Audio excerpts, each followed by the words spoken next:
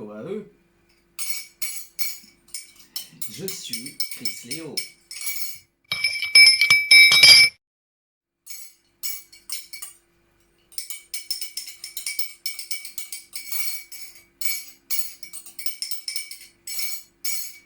Alors aujourd'hui, je tenais à partager mon témoignage à propos de mon expérience avec l'eau froide. Alors oui, il faut savoir que ouais, je me douche à l'eau froide. Oui, je me douche à l'eau froide, mais c'est-à-dire que je ne mets pas d'eau chaude. C'est vraiment j'ouvre uniquement le robinet d'eau froide.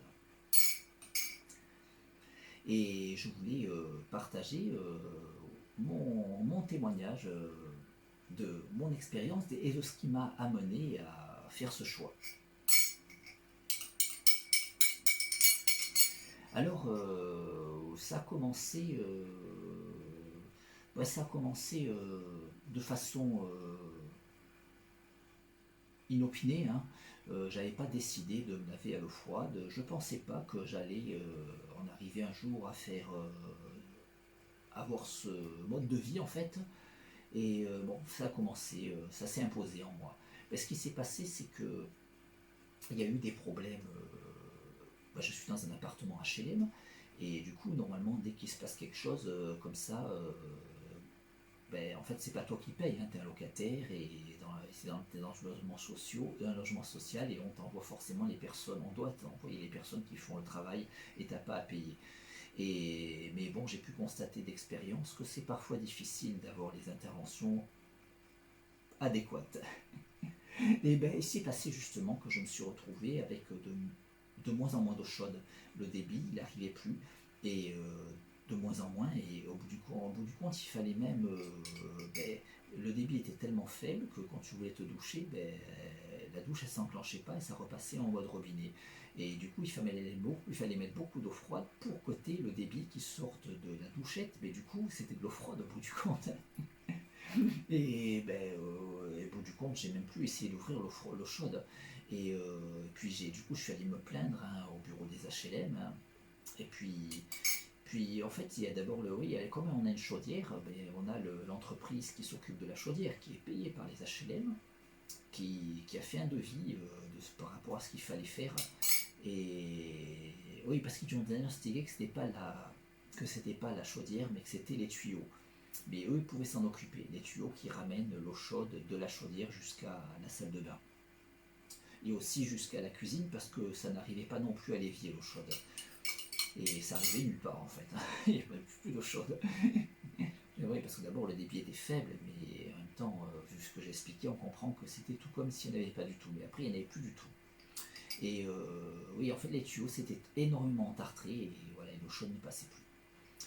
Et du coup, en fait, apparemment, les HLM ont trouvé que l'entreprise qui s'occupait de la chaudière, qui proposait de faire le travail sur les tuyaux, était trop chère. Du coup, ils m'ont envoyé un plombier qu'ils ont choisi eux-mêmes, je sais pas exactement. Je sais pas exactement ce plombier, est-ce qu'il était employé par les HLM ou est-ce qu'il était à son compte. C'était un peu bizarre quelque part. Tu avais presque l'impression d'un travailleur au noir. Hein. Je veux pas être médisant, mais c'était bizarre. Et d'ailleurs, il savait pas. Il était illettré, voire limite analphabète. Je veux pas être méchant, mais voilà, mais c'était assez bizarre. Ouais, c'était assez bizarre, oui, parce qu'il me faisait remplir les papiers, tout ça, il me dictait, parce que j'ai vu qu'il savait. Voilà. Bon, je voulais pas être méchant, hein, j'étais gentil. Hein, mais ce qu'il y a, c'est que ça a mal évolué. Hein. Ouais. Et au bout du compte, tu veux être gentil, mais au bout du compte, c'est toi qui payes. Ouais, c'est toi qui payes les conséquences. Et alors, ce qui s'est passé, c'est que le plombier, déjà, il y a le moment où je me suis plaint et qu'après ils ont fait faire le devis à l'entreprise pour la chaudière, et puis le temps qu'ils répondent, qu'ils disent que c'est trop cher, ça a fait traîner déjà. Mais le temps qu'ils m'envoient leur plombier parce qu'ils ont trouvé que l'entreprise de la chaudière était trop chère, ça a encore fait traîner. Puis le plombier aussi, une fois qu'il a mon numéro, au lieu de téléphoner et de venir, il venait sonner au parlophone. Et si j'étais pas chez moi, il me téléphonait et il disait qu'il était devant ma porte et qu'il attendait que je vienne. Mais le fait, c'est qu'il ne me prenait pas de rendez-vous et du coup, j'étais parfois trop loin pour venir. Et du coup, je lui disais, mais donnez-moi rendez-vous. Et j'ai eu du mal à pouvoir être là. Moi, je suis pas souvent absent, mais le gars, il s'obstinait à venir sans prendre rendez-vous. Et fatalité, à plusieurs reprises, j'étais pas chez moi. Bon, il a fini par pouvoir venir et faire le diagnostic. Et puis après avoir fait le diagnostic, il fallait qu'il revienne avec les tuyaux pour les changer. Oui, parce qu'il allait me changer tous les tuyaux de l'appartement. Et puis, au bout du compte, pareil, il a fait pareil pour poser les tuyaux. Il appelait, il était devant ma porte et moi j'étais pas là, mais il m'avait pas donné rendez-vous. Et bon, voilà, encore une fois, je suis pas souvent absent, mais bon, fatalité, le gars s'il vient systématiquement sans prendre rendez-vous, il peut aussi arriver à un moment où je suis pas là. Et du coup, un jour, bon, il a pu arriver que j'étais là, parce qu'à aucun moment il a compris qu'on pouvait prendre rendez-vous, hein, parce que moi, il me donne un rendez-vous, je me débrouille pour être là. Et ben oui, il est venu, il avait tous les tuyaux pour changer tout l'appartement, il a changé de la chaudière jusqu'à l'évier, et là, ça fonctionnait très bien. Du coup, j'avais l'eau chaude à l'évier. Et après, il est allé faire un test à la salle de bain. Il m'a dit: ah non, non, mais là, non, c'est pas ça. Là, il faut pas changer les tuyaux. Hein. Les tuyaux, là, ils sont bons. Là, il faut faire intervenir une autre entreprise qui s'occupera des robinets. C'est les robinets. Alors, du coup, il me donne le numéro de l'autre entreprise. Et bon, lui, c'est plus censé le voir. C'est là qu'il m'a fait remplir les papiers parce que j'ai vu qu'il savait pas écrire. Et bon, j'ai mis plutôt. Ouais, ouais. Et puis, je devais le noter. Je l'ai bien noté parce que j'ai fait confiance. Et, et puis. Et puis, oui, et puis l'autre entreprise est venue et l'autre entreprise, ben, le gars il a constaté que non, c'était pas les robinets, que c'était vraiment les tuyaux et il m'a dit de rappeler le premier. Et ça a été pareil, et encore une fois, j'arrivais pas à la voir, et au bout d'un moment j'ai baissé les bras. Et bon, déjà ça faisait un moment que je me lavais à l'eau froide, parce que j'allais pas rester sans me laver, hein. Et puis j'ai baissé les bras, j'ai arrêté du coup, parce que je suis allé plusieurs fois me plaindre au bureau des HLM, parce que lui, j'arrivais pas à le faire venir en lui téléphonant. Et puis d'abord il venait systématiquement sans prendre rendez-vous, et là il est plus tombé à des moments où j'étais chez moi. Et puis après, il essayait plus de venir, et puis j'arrivais pas à le faire venir en lui téléphonant. Du coup, je suis allé me plaindre au bureau des HLM, et ça avançait pas. Et au bout d'un moment, bah, j'ai baissé les bras, j'avais pas que ça à faire. Il y a des gens qui me disent: ah, moi je serais allé tous les jours me plaindre, mais moi, je veux faire d'autres choses dans ma vie qu'aller me plaindre au bureau des HLM. Et si c'est tous les jours que tu vas te plaindre, bah, du coup je me suis dit: bah, c'est bon, hein, je m'habitue à l'eau froide, ça faisait déjà un moment que je me lavais à l'eau froide, du coup je m'habitue à l'eau froide. Et alors justement, au sujet de mon expérience avec l'eau froide, ben, je peux dire que la première année était difficilement supportable. Oui, la première année était terrible, hein. Et tu te caillais, hein, sous l'eau froide, hein. Et puis, bon, mais la seconde année, ça commençait à évoluer. La seconde année, ben, ça commençait à devenir gérable.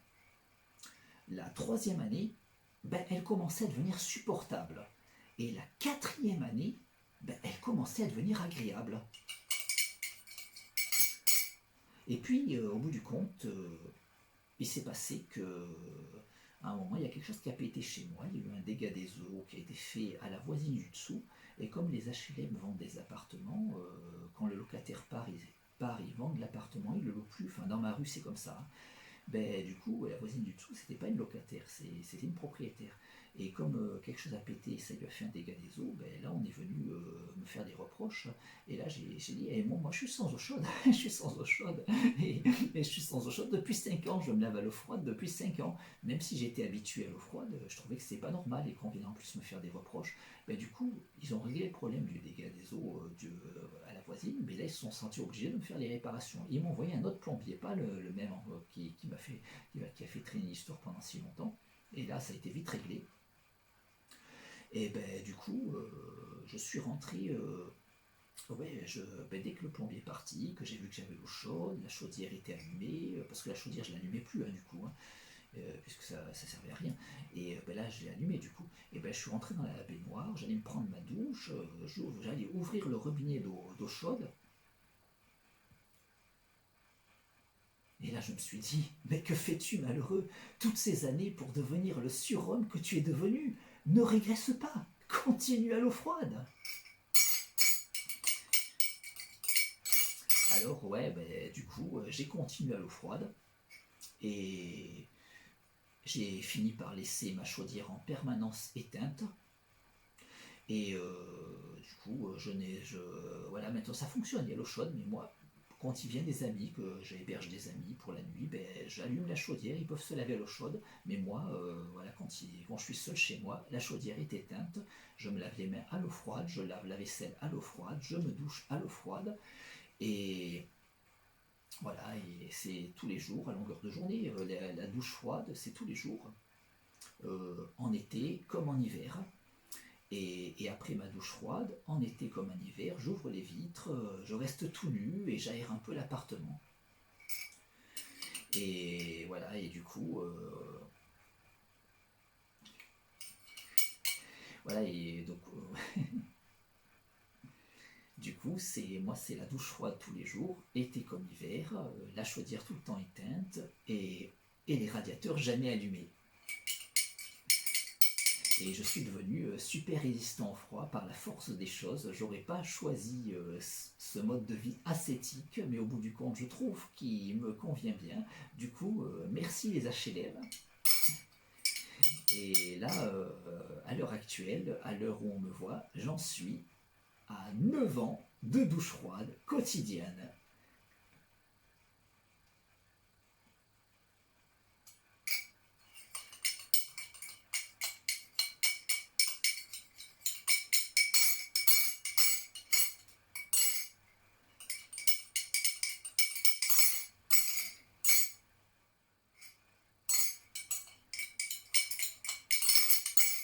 Quoi à eux.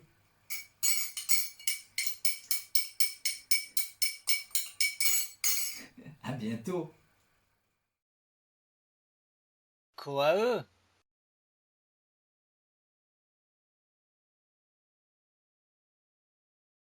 Quoi eux?